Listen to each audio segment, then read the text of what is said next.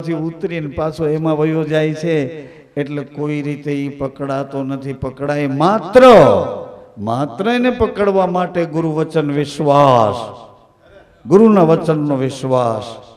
હાજી, એનો વિશ્વાસ. માં એમ કે આ તારો બાપ છે, પછી કોઈને પૂછવાની જરૂર નહીં, કોઈના પ્રમાણપત્રો, કોઈના સર્ટિફિકેટની કાંઈ જરૂર નહીં. એમ ગુરુ કહે કે આ રહ્યો આ ઘરમાં બેઠો છે, એટલે એ ઘરને સબરીમાં વળગીને બેસી ગયા. તો આવ્યા ભગવાન, એટલે સબરીને રામ નો લાગ્યા, સબરીને એના ગુરુ લાગ્યા કે મારા ગુરુજી રામનું રૂપ લઈને આવ્યા. હાજી, આ એની સાહુકારી છે, એની સફળતા છે. હાજી, ભગવાન રામજી કહેતા હતા વશિષ્ઠ બાપજી એના ગુરુજીને કે હું આમાં હલવા ચલવા માંગતો નથી, કાંઈ કરતા કાંઈ કરવા માંગતો જ નથી. દશરથ રાજા મૂંઝાણા કે 9000 વર્ષની તપસ્યા પછી તમે મને ભેડા થયા, આ 10,000માં વર્ષની મારી તપસ્યાનું ફળ, અને તમે રામ આટલા બધા આ દશરથના દરબારમાં ઇન્દ્રપુંજની આશા કરે. હા, કોઈ વાતની કમી નહીં. અને યા ભગવાન તમે રામ, તમે મારા પુત્ર, મારો પ્રાણ, અને તમને આમાં કઈ નો ગમે, તમને કઈ વાતનું દુઃખ છે કહો રામ કહો. પણ રામ નીચું જોઈ પીડા પીડા પડી ગયા છે, દુબળા થઈ ગયા છે, અને કોઈ વાતમાં એને રસ નથી. જમવાનું લાવે તો એને હાથ લગાડીને પાછું મોં આમ કરી જાય. પીરવા ઓઢવાના શણગારો હોય એ બધાને અડતા નથી. એના દાસ દાસીઓ સેવા કરે, એને બદલે માં કૌશલ્યા, સુમિત્રા, કઈ આવા સરસ મજાના એના શણગાર, એના ભોજન, પણ માં સામે બોલતા નથી, કોઈ સામું જોતા નથી. શું કામ? ભગવાનને શું ડર લાગ્યો? ભગવાન રામ આવું કેમ કરે છે?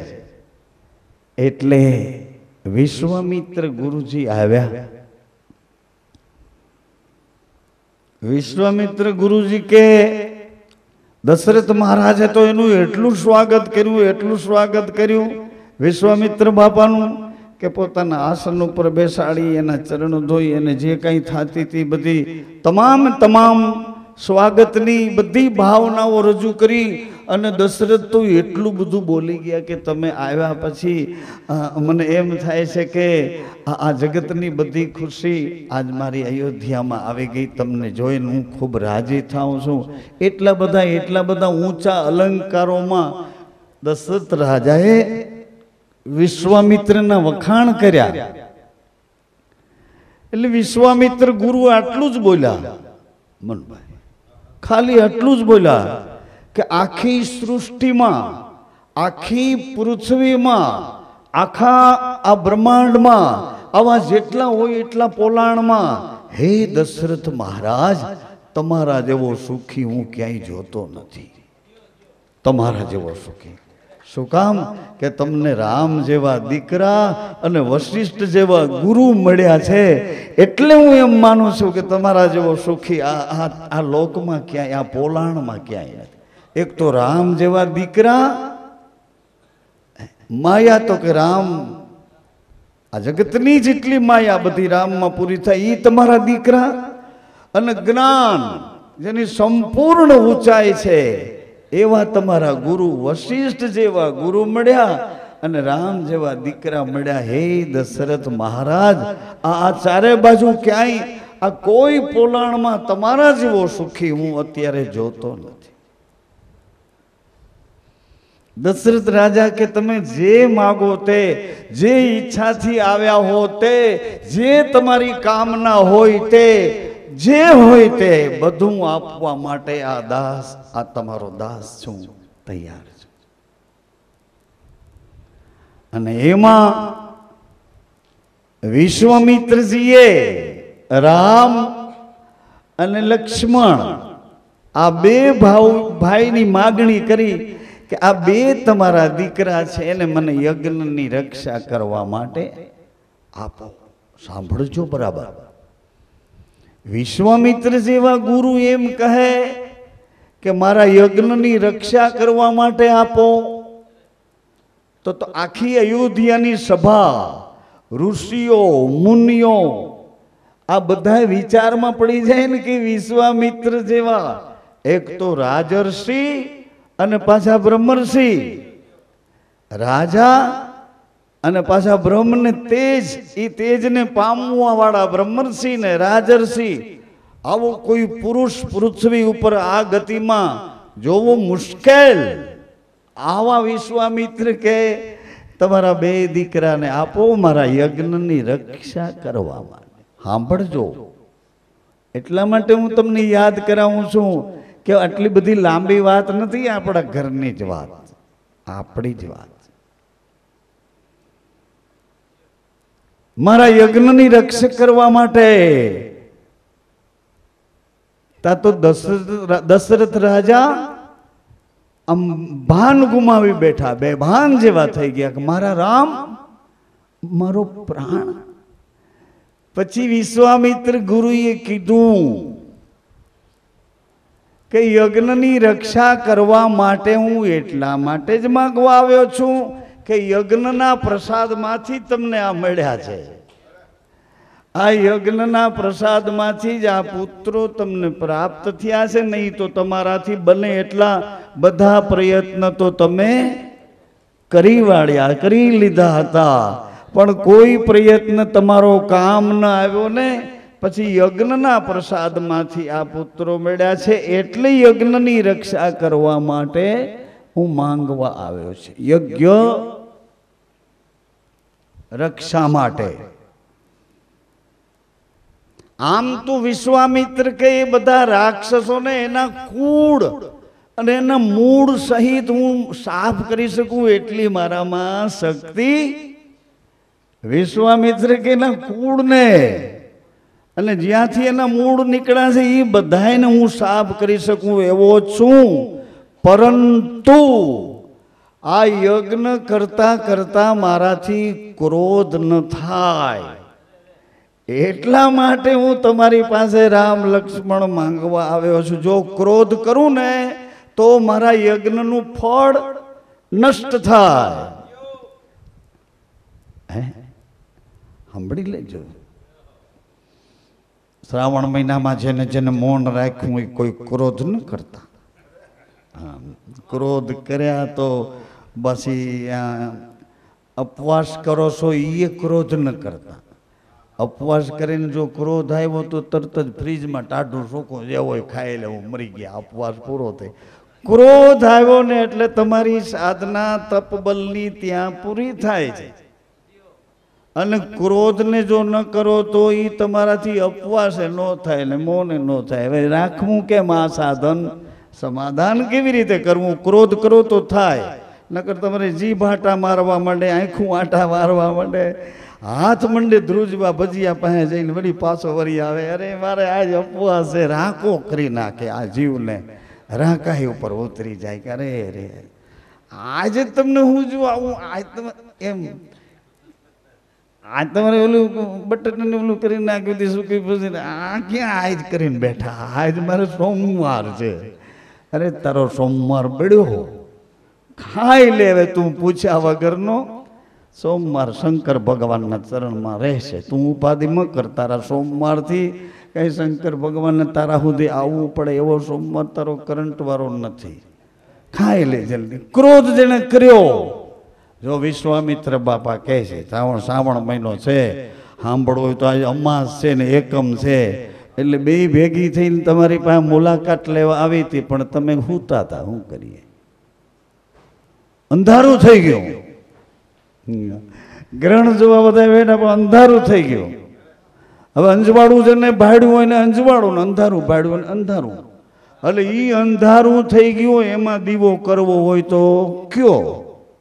એ અંધારામાં અંધારું જોયું હોય, નજરે ન જોયું ને ટીવીમાં જોયું હોય છે, સૂર્ય દેખાય ને સૂર્ય જેવડો જ પાછો ચંદ્ર દેખાય, એટલે બે ભેળા થઈ ગયા, એટલે તરત જ અંધારું. અંજવાળું આવ્યું, અંધારું, તરત જ અંજવાળું અંધારું બે ભેળા થઈ ગયા. જો તમારે સમજવું હોય તો હા, હમણાં જ ખુલાસો કરતા હતા. આ દાબુ નાક છે ને, આ દાબુ નાકોડું ઈ ચંદ્રનું છે. આ દાબા નાકમાંથી શ્વાસ અંદર જાય ને ઈ ચંદ્રની કળા છે. જમણા નાકમાંથી શ્વાસ અંદર જાય ને ઈ સૂર્યની કળા છે. અને ઈ બે ભેડા થઈ જાય તો ઈ સુખમણાની કળા આવે. નાગેશ્વરી માની કળા ત્યાંથી શરૂ થાય. પણ જો એની પાસે વાસના માગો તો વાસનામાં તમને ડૂબાડે. એની પાસે જો ઉપાસના માગો, ઈશ્વરનું દર્શન માગો તો અંધારામાં અંજવાળું કરી દે. હવે તમારી ક્ષમતા ઉપર આધાર રાખે, તમારી યોગ્યતા ઉપર આધાર રાખે, તમારી પાત્રતા ઉપર આધાર રાખે, તમારી જિજ્ઞાસા ઉપર આધાર રાખે. તમારી બાલદી જ કાણાવાળી છે તો એ તમે એ ભરીને કેવી રીતે એને સાચવશો? એટલે ને હનુમાનજીની જરૂર પડે. હનુમાન નહીં, હનુમાન રહેમાને નહીં, હનુમાન. હાજી, એમાં આવે છે રહેમાન હોત આવે, અબ્દુલ રહેમાન, રહેમાન હોત, હનુમાન, બધા એકલો એનો સ્ટાફ છે બધો.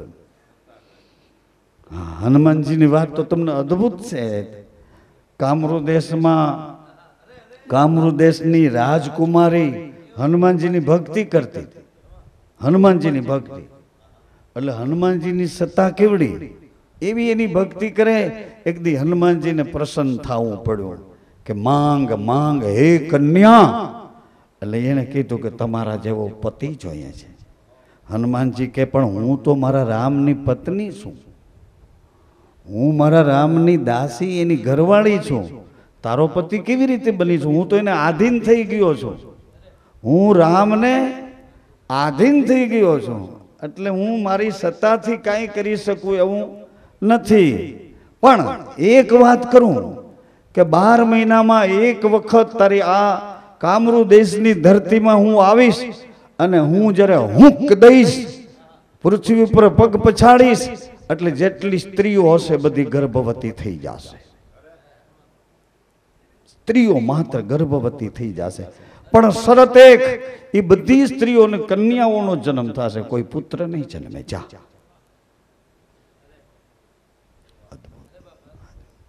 માથામાં નો આવી હોય એવી વાત. બધી કન્યાઓને દીકરીઓ જન્મશે, કોઈને પુત્ર નહીં જન્મે.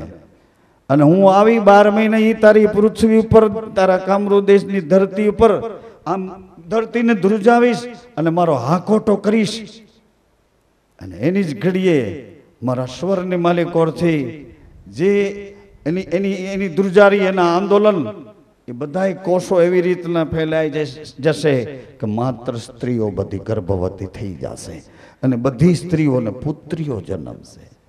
પણ કામરૂ દેશની રાજકુમારી હતી, એ એટલી બધી મન મકમ કરીને બેસી ગઈ કે મારે તો કોઈ પણ ભોગે તમે મારા પતિ થાઓ, બસ બીજું આ જગતમાં મારે કંઈ જોતું જ નથી.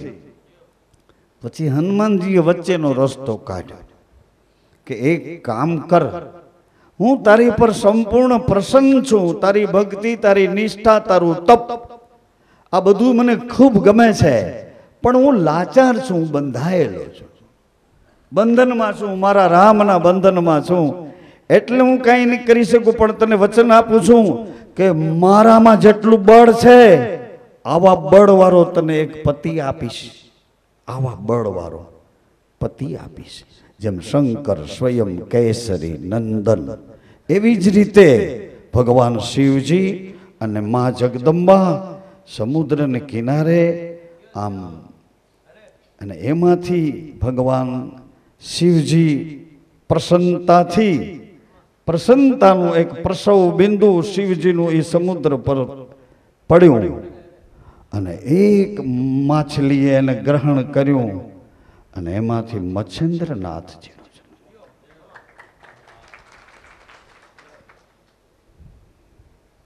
વચનપરા, શિવજીની વચનપરા, અને એમાંથી મચ્છેન્દ્રનાથજી. અને એ જે માણસને એ માછલી મળી અને મચ્છેન્દ્રનાથજી એમાંથી જે પ્રગટ થયા બાળ સ્વરૂપે, એ માણસે એને સાચવ્યા પોતાના દીકરા કરીને. પણ મચ્છેન્દ્રનાથજી એવા, એનો બાપ જ્યાં માછલા મારવા જાય તો એ માછલાને પકડી પકડીને પાછા સમુદ્રમાં નાખીને બધાને જીવતા કરે. એટલે ઓલો એનો જે સાચવનારો હતો ને એને કહે છે નાવિક, અરે આ બધાને તું ફેંકી દઈશ તો તું શું ખાઈશ? તારો ઓદર કેવી રીતે ભરીશ? ભીખ માંગવી પડશે. અને ભીખ માંગવાનું બાપે કીધું. અને એ જ રાતે મચ્છેન્દ્રનાથજી નીકળી ગયા. નીકળી ગયા પછી પૃથ્વી ઉપર ફરતા અસાધારણ તેજ હતું, કારણ કે શિવજીનું જ વચન હતું, શિવજીની જ પરા હતી. અને એ મચ્છેન્દ્રનાથજી ઘૂમતા ફરતા એવા યોગમાં આવ્યા કે યોગથી એને એક તપસ્યા કરવાનું શુદ્ધ અને પવિત્ર એવું સ્થાન મળ્યું.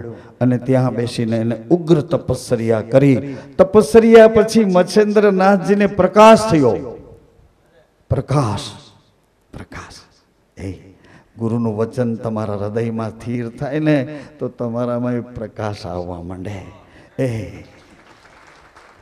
માના ઓદરમાં આપણો વાસ થાય ને બાપના બૂંદ રૂપે, તો માના ચહેરામાં આપણો પ્રકાશ આવવા માંડે. માના ચહેરામાં આપણું અંજવાળું પડવા માંડે. એના ઓદરમાં આપણે હોઈએ ને તો માનો ચહેરો ફરવા માંડે, એનું મુખ ફરવા માંડે, એના શરીરની આકૃતિ ફરવા માંડે. આવી રીતે મચ્છેન્દ્રનાથજીનું જ્યાં તપ તા તો પ્રકાશ થયો. મચ્છેન્દ્રનાથજી આમ જોવા માંડ્યા, સૃષ્ટિનો રચયિતા તા તો બ્રહ્માજી આવીને ઉભા રહ્યા. સૃષ્ટિનું પાલન કરતા તા તો વિષ્ણુ નારાયણ. સૃષ્ટિના અહમને ખાઈ જનાર, અહમને પી જનાર, સૃષ્ટિના તમોગુણને પી જનાર કોણ? તા તો શિવજી આવીને ઉભા હતા. ત્રણેય આવીને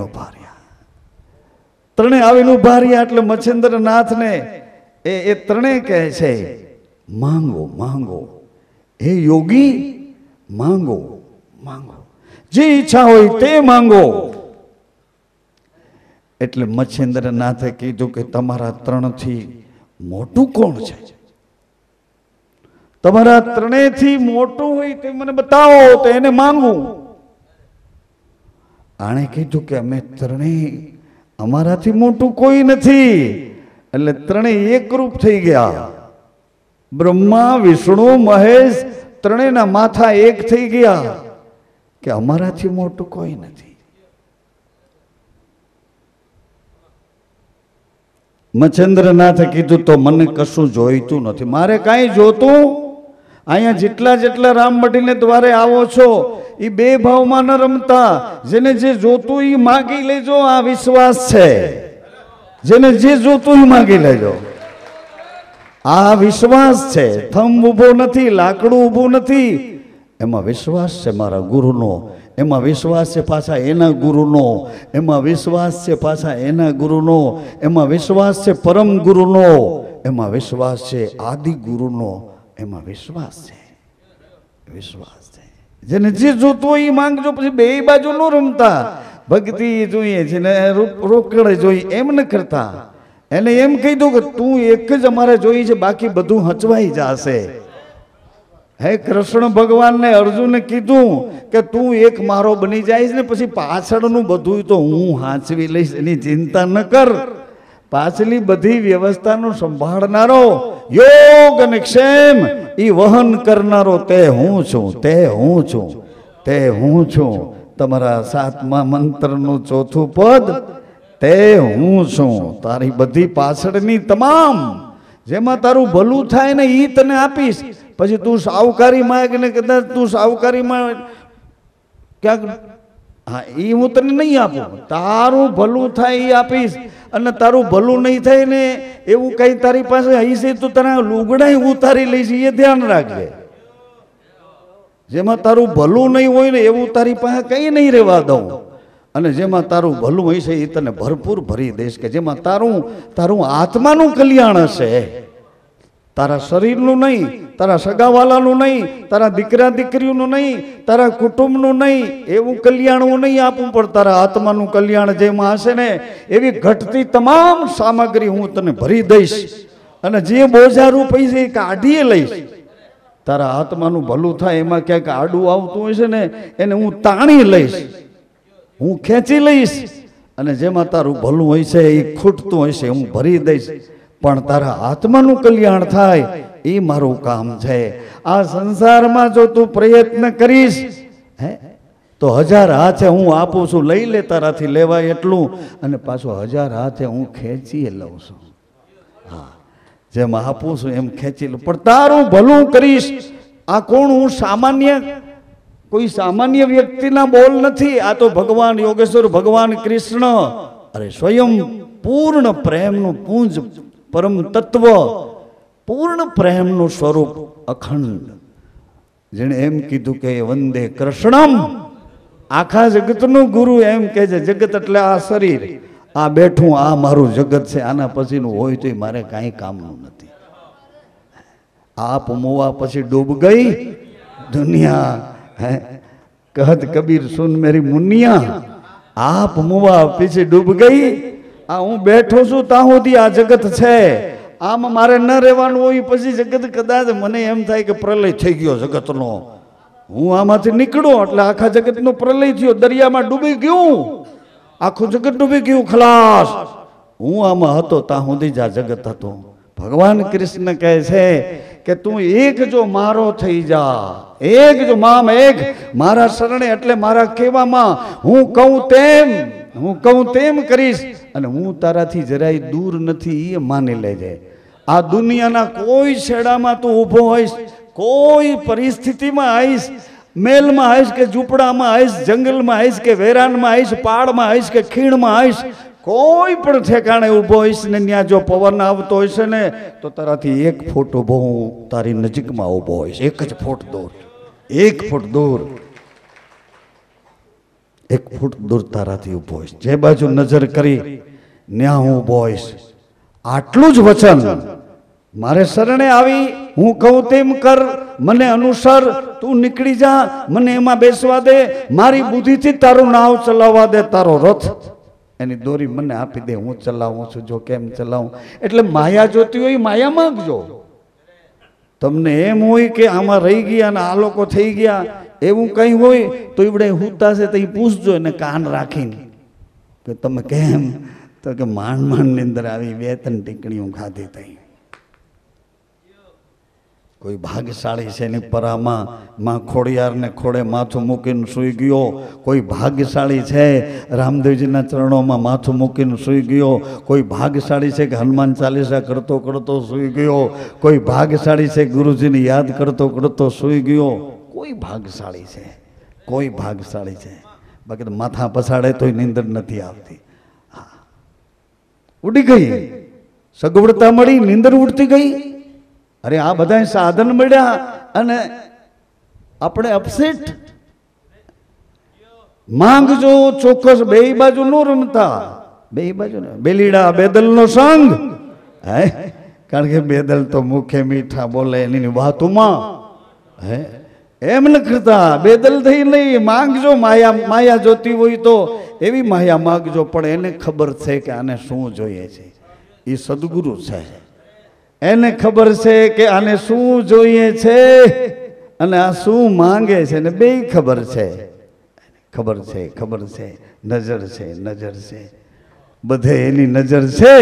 ક્યાં ક્યાં કોણ કોણ કેમ છે એની એને ખબર છે. ક્યાં ક્યાં કોણ કોણ કેમ કેમ એની એને ખબર છે. નજર છે, નજર છે, બધે એની એમ ખબર છે, ખબર છે બધાની એને ખબર છે. ક્યાં કોણ બધી એને ખબર છે. એટલે માંગ દ્વિધામાં ન રહેતા. આપણે ક્યાંથી વાત કરી છે મને યાદ છે, એટલા માટે કહું દ્વિધામાં ન રહેતા. કે અમે તો આવતા હતા મઢિયા 2 પાંદડે ન થયા, તમારા ભાઈ તો કેદીના બીજા 2-3 જોડી ચંપલ તૂટી ગયા આમ વરસથી. બાપુ કોઈ દી હામું જોતા નથી, બધા પૈસા વાળાઓને આવો આવો કરે. જેટલી સાધુ સંતોની નિંદા કરી છે, જેટલી ગુરુની નિંદા કરી છે, આ ઘરણ થઈ ગયું છે એટલે માફી માગી લેવા જાય, માફી માગી લેવા જાય. બધું ભૂલમાં કરી, જાણમાં કરી. એક માણસ મનુભાઈ દરબારોને રાજી કરવા હાટું, દરબારોની બેઠકમાં એ દરબારોને રાજી કરવા હાટું એણે ચલાડાના ગીગા બાપુના સત્તાધારવાળા ગીગા બાપુના ગુરુ ચલાડા દાન બાપુ, એ દાન બાપુના ચારા પાડ્યા એટલે દરબારોને રાજી કરવા. બધા દરબારો રાજી રહે ને એટલે દાન બાપુના ચારા પાડ્યા. કે અમારા દરબારો એમ કેમ કરતું કંઈક કર્યું હોય છે, ચારા પાડ્યા. કે અમારા મૂળદાસ બાપા એમ કોઈક કરતા હોય ઘણા, જેટલા જેટલા કરતા હોય જોઈ લેજો મોઢું આરીસામાં જેને જે કર્યું હોય તે. બાકી તો ખબર છે બધી એને. એટલે એને ચારા પાડ્યા અને ભગવાન જાણે સવારમાં બીજે દી સવારમાં એના શરીરમાં મીંડા સફેદ સફેદ ચાંદા પડવા. એટલે 2 દીમાં તો શરીર આખું ચાંદા ચાંદા થઈ ગયું. પછી તો માણસ ચારે બાજુ દવા ને બીજું ત્રીજું એવું બધું. માણસની સભામાં બેહું તો એવું રહેવું તો જોઈએ ને. પછી એને સભામાં કોઈ આવવા નથી એવું થઈ ગયું. એ ત્યાં તારું શું કામ છે, એ તારા હાથ તો જો, એ તારું મોઢું તો જો, એમ કરીને બિચારાને. પછી બિચારો ચારે બાજુ દવા એનો ઈલાજ એની જડીબુટ્ટીઓ બધું ફેરવીને થાય કે પણ ઉલટાનું આખું શરીર બગડ્યું, કોઈ રીતે ઈલાજ ન મળે. પછી કોકે એને કીધું કે કામ કરીને આ થયું છે ક્યાંથી ગોતને. તો કે ભલા કાંઈ ખબર નથી. આજુ ને અમે તેથી બેઠા હતા ને તેથી બેઠા હતા ને બસ તેથી બેઠા હતા ને બીજેથી આવડું આ થયું. એ કે તેથી બેઠા હતા તે કોણ કોણ હતા? હવે તેથી તો બધા એમ કીધું કે આટલા આટલા બેઠા. તો તારાથી ચા ઢોરાઈ ગઈ હતી? તો કે ના. તો તારાથી કઈ દીવાસળી ફેંકાઈ ગઈ હતી? તો કે ના. યાદ તો કર. પછી એની યાદ આવ્યું કે મેં દાન બાપુના ચારા પાડ્યા હતા. યાદ આવ્યું ચલાડાના ઓલિયા પુરુષના એની ચારા પાડ્યા હતા. એટલે ઓલા સાધુએ કીધું કે જા દાન બાપુના પગમાં પડી જા. એટલે બીજેથી પાછું હતું એવું નવું.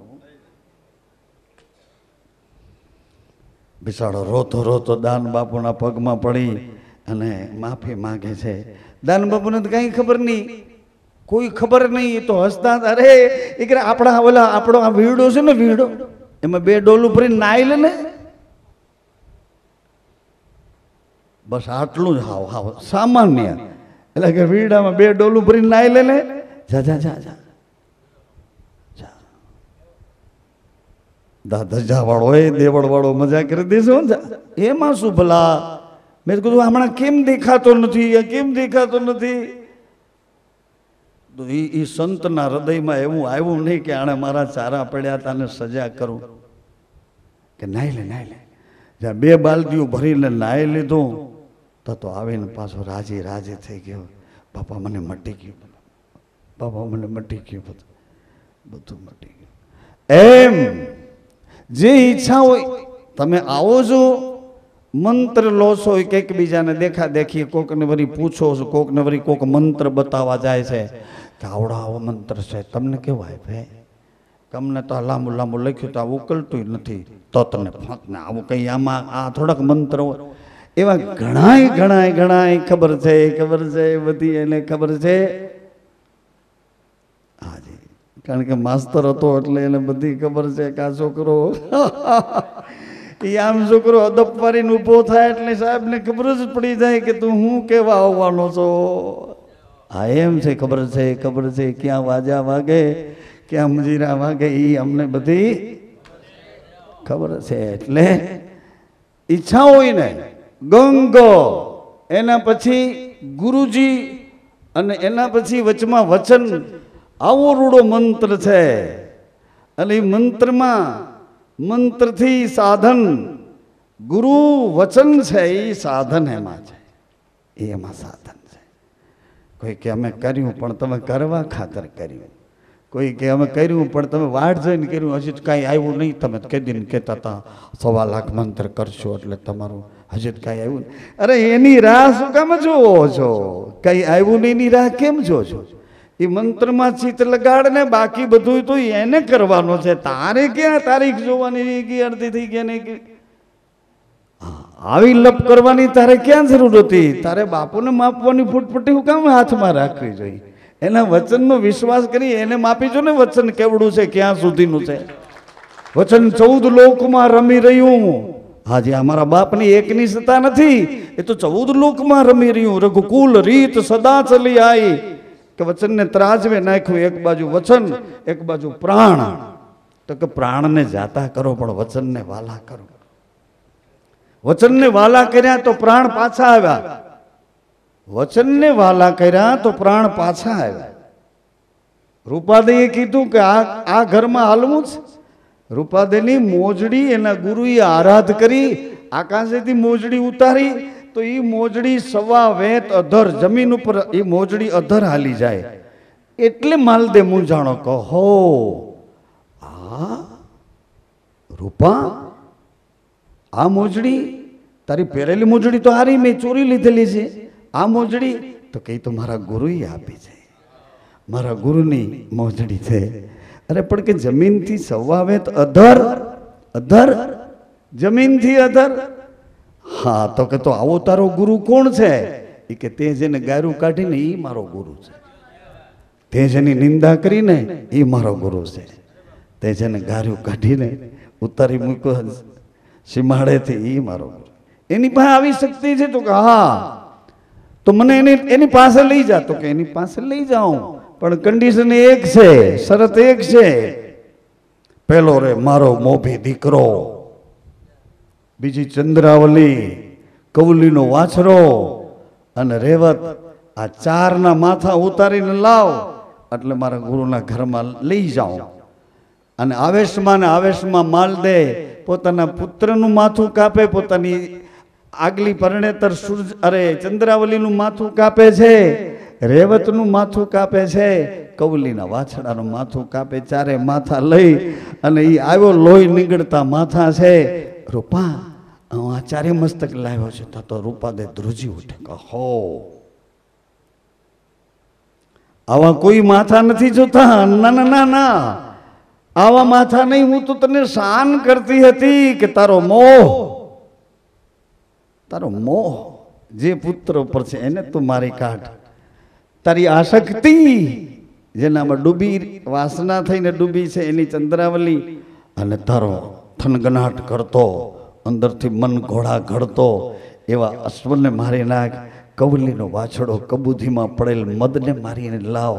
આવી રીતે હું તો કહેતી હતી. મારા ગુરુના ઘરમાં આવી ભાષા છે. નામ અખંડ બહુનામી વચન સત. મારા ગુરુના ઘરમાં આવી ભાષા છે. આ ભાષા બોલવાની, બાકી વર્તન કરવાની ભાષા તો રહેણી છે.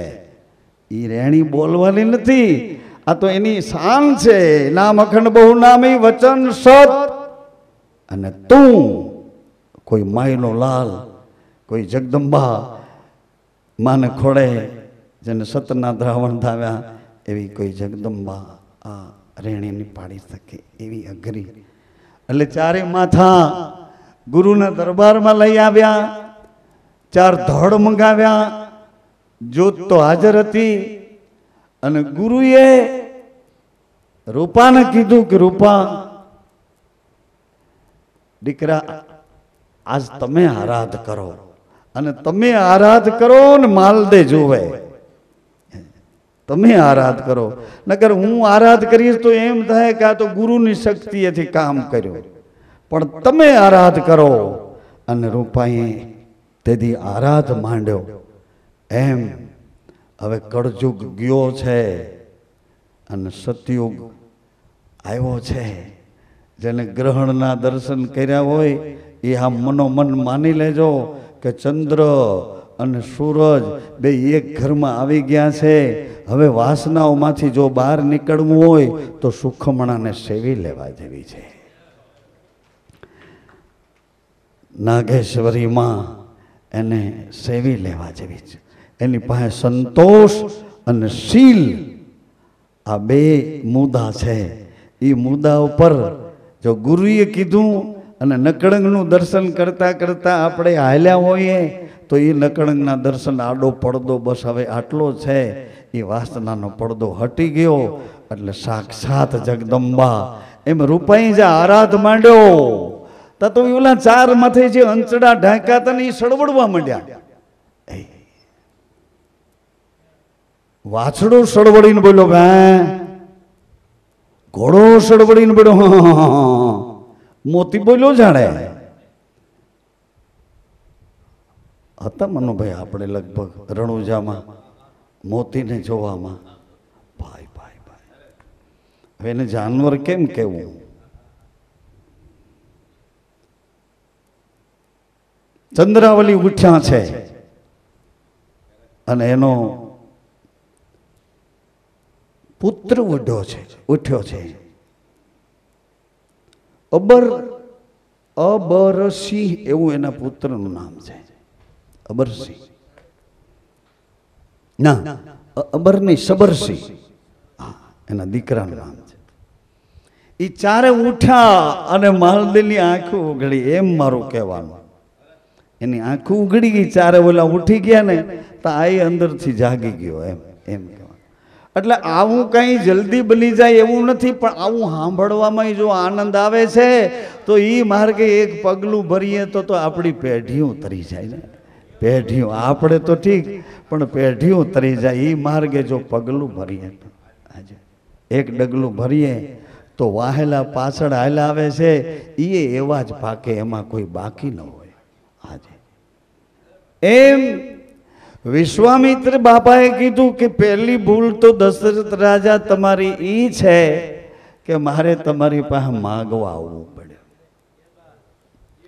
નકર તમારા રાજની હદમાં તમારા કલ્યાણ માટે, તમારી પ્રજા, તમારી અયોધ્યાની ભૂમિના ભલા માટે હું યજ્ઞ કરું છું અને તમારે મને ત્યાં પૂછવા આવવું જોઈએ. પૂછવા આવવું જોઈએ કે હે મહાત્મા, આ યજ્ઞ કાર્યમાં કોઈ વિઘ્ન નથી ને, કોઈ જરૂર નથી ને, કઈ કામકાજ નથી ને? મને કેટલા વર્ષો પહેલાની એક વાત યાદ આવી છે. એક વખત અહીંયા આ કોમી રમખાણ એવું ભયંકર ઉપડ્યું હતું. એમાં એક માણસ મને સમાચાર આપવા આવ્યો અહીંયા. એણે મને એમ કીધું કે રાતના 2 મોટી ગાડીઓ ભરી અને ઇસ્કોનના મંદિરનો તોડફોડ કરવા માટેનો પ્લાન ઓકે થઈ ગયો છે ને રાતના આ બાજુથી ગાડી ભરાય, નર્મદા કિનારા બાજુથી 2 ગાડીઓ ભરાઈને આવવાની છે. એટલે ઇસ્કોન મંદિર અને આ બાજુમાં કુરુરાજેશ્વર મંદિર, એટલે એની વચ્ચેમાં આપણે.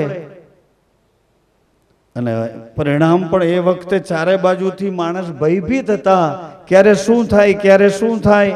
આ વાતને લગભગ 15-17 વર્ષ થયા છે. અને એ વખતે બરાછા રોડમાં મેં સમાચાર દીધા કે મેં કીધું આવી પરિસ્થિતિ છે.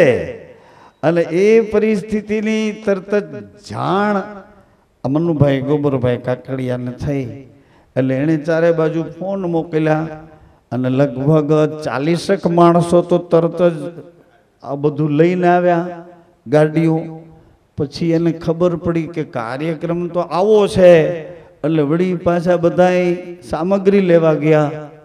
એટલે જેની પાસે જે સામગ્રી હતી એ બધું જે કાંઈ હથિયારવાળું કે હથિયાર વિનાનું જે હોય તે એ બધા લઈને તરત જ આવ્યા. મને ખ્યાલ છે, એ કહું છું, આ ભૂમિ ઉપર.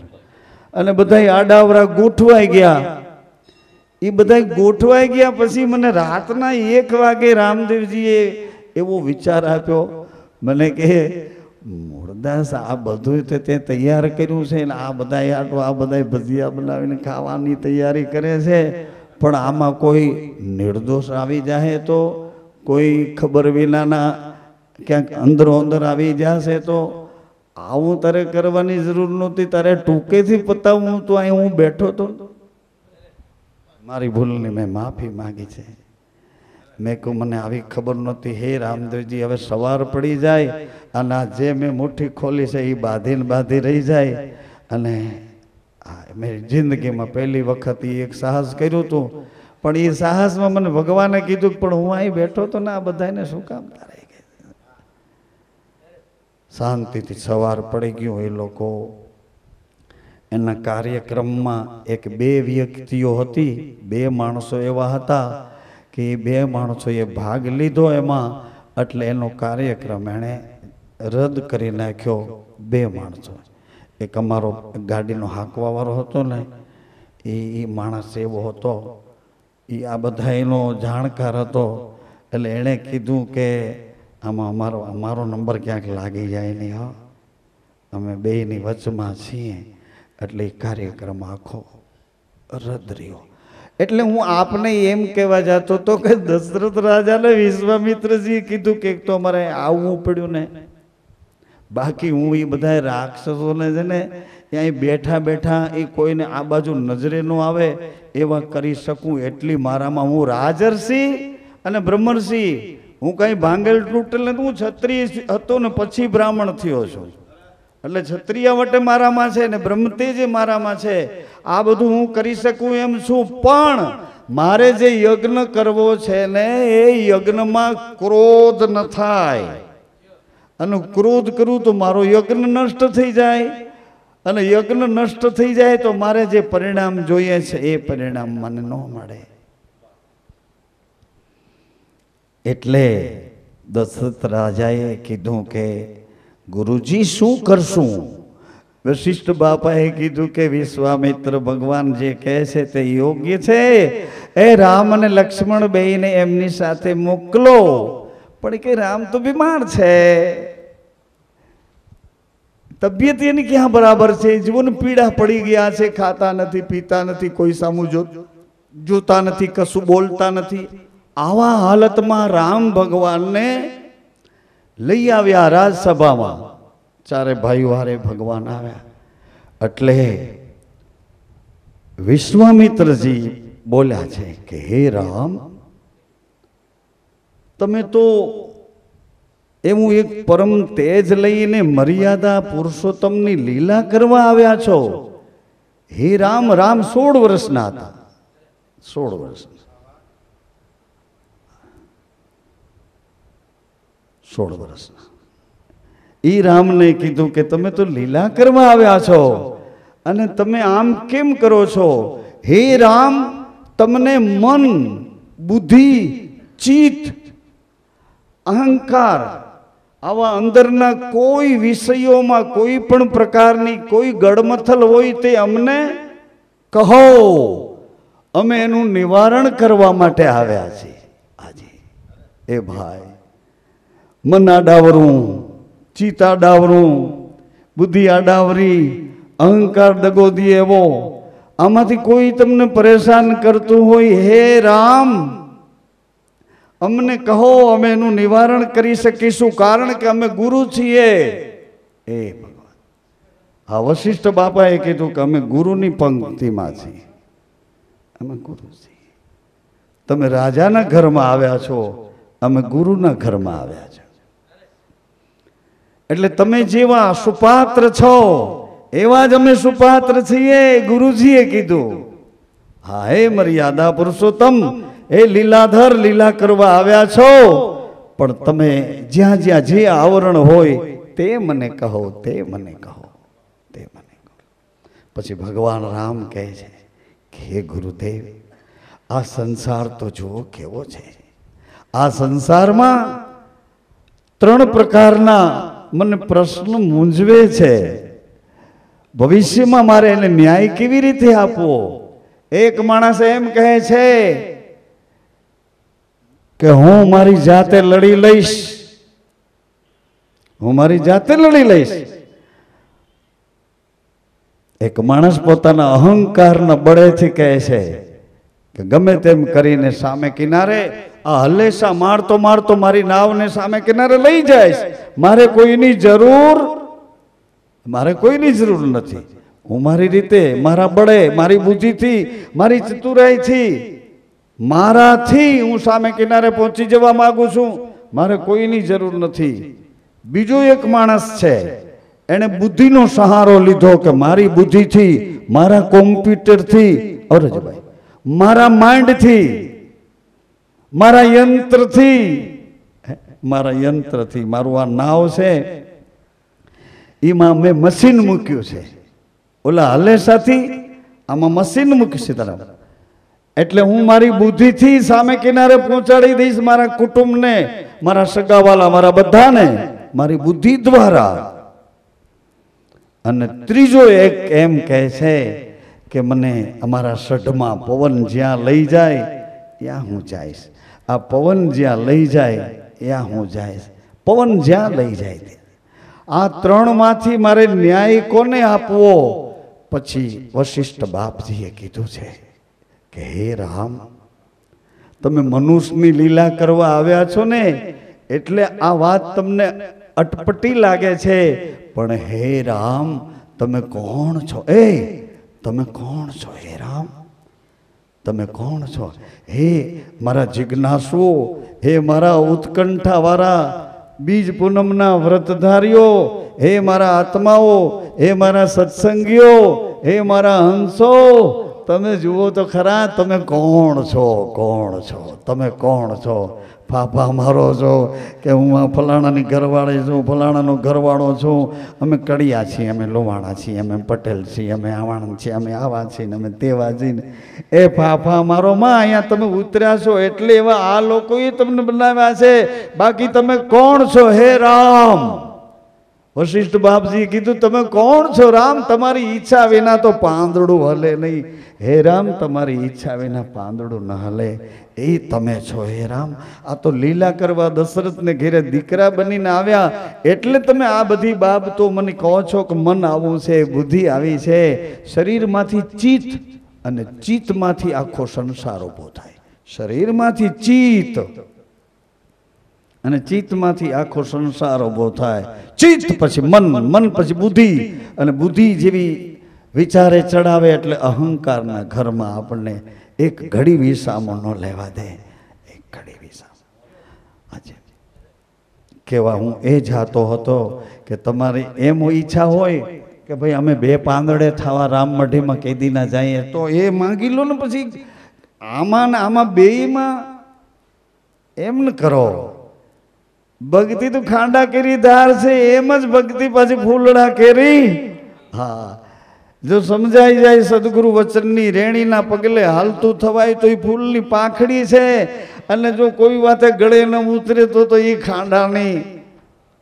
પણ એટલું તમને એમ કહીશ કે તમને જેટલી જરૂર હોય છે એટલું તમને ભરી દેશે, તમારે એને કહેવાની કાંઈ જરૂર નહીં પડે. હા, બાવાની યા જરૂર હશે તો એ ઓટોમેટિક એને સિક્કો મારી દે કે જા તને અહીંથી યુકેમાં જવા. એની જરૂર હશે સિક્કો મારી દે. એની જરૂર હશે તો સિક્કો મારી દે કે જા તને લંડનમાં જા, જા તને અમેરિકામાં બોલાવે, જા તને આફ્રિકામાં બોલાવે, જા તને અહીંથી પાટીદળ બોલાવે છે, કે જા તને અહીંથી અમરેલી બોલાવે છે, દેવરાજિયા બોલાવે, કે જ્યાં હોય ત્યાં. એને ખબર છે આને સિક્કો ક્યાંનો મારવો, ક્યાં તમને કોઈને ખબર નથી કે આપણે સુરતમાં અહીંયા ફલાણું ફલાણું ગોઠવીને બેહવાના. પણ એને સિક્કા મારી દીધા ને હજી તમને ક્યાં ખબર છે આમાં તમને પાછા ક્યાં મોકલવા માંગે. પણ તમે તમારી બુદ્ધિના દરવાજા ખુલ્લા રાખીને એ જ્યાં લિસ્ટ બતાવો ને એટલે એ હારી જાય કે રોંગ નંબર જ રોંગ નંબર, એ નંબર જ રોંગ છે તારો. મારે તારું ભલું થાય એમ કરવાનું છે. વહામી યોગ ક્ષેમ, તારું યોગી અને ક્ષેમ, તારું કઈ દિશામાં ભલું છે એ મારે કરવાનું છે. તારું ભલું ન હોય એવું નહીં કરવું. અરે એક વ્યક્તિને એનું ભલું કરવા માટે ક્યાંથી ક્યાં પછાડ્યો, અને પછાડ્યા પછી એની સ્મૃતિ ભૂલાઈ ગઈ, બધી યાદ શક્તિ વહી ગઈ બધી. પછી ધીરે ધીરે ધીરે ધીરે મેં કીધું ગુરુ રામ, ગુરુ રામ, ગુરુ રામ, ગુરુ રામ. એમ કરતા કરતા ધીરે ધીરે રાતમાં એની અંદરથી ગુરુ રામ થવા માંડ્યું. સવારે ગુરુ નામ રેડી થઈ ગયો. મેં કહ્યું બીજું ઘાસલેટ લેવા ગયું, આને પકડી લે જા. આ ગુરુ રામ ઘણું છે, બાકી બીજું બધું બોલી લીધું, તારે બોલવાનું અરે વાહેલા બોલવાના છે.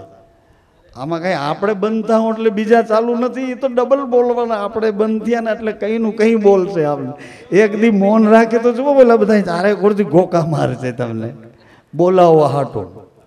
એવો નિયમ છે. તમે ખીચડીમાં ઘી ન નાખો તો ચારે બાજુ ડબ્બા ભેગા કરીને લઈ આવે, એવો નિયમ છે. આઘા જવા માંગો તો હાજર કરી દે છે, પણ તમે લિસ્ટ લઈને ઊભા છો, હજી હજી હજી. અરે હજીને મૂકો ને ઠેકાણે.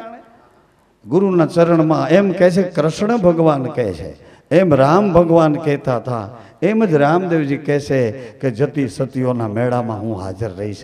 જતી ને સતી બે એક મના થઈ અને આરાધ કરશો ને આવીને ઊભો રહીશ. હમણાં ખીમ નહોતું કહેતો કે જ્યાં સમરો ત્યાં હાજર છે, જ્યાં સમરો ત્યાં હાજર છે, જ્યાં સમરો ત્યાં. આ ગુનો જવું હોય તો જ્યાં સમરો ને હાજર. હવે મારે ભાઈ શું કહું, પ્રવીણભાઈ એને ભજનનો પર બેસાડ્યા હતા. બે નનકુડા કહી દે ને, કારણ કે પછી આ લોકોને એવી ટેવ પડી ગઈ છે કે ગરમ ગરમ રોટલી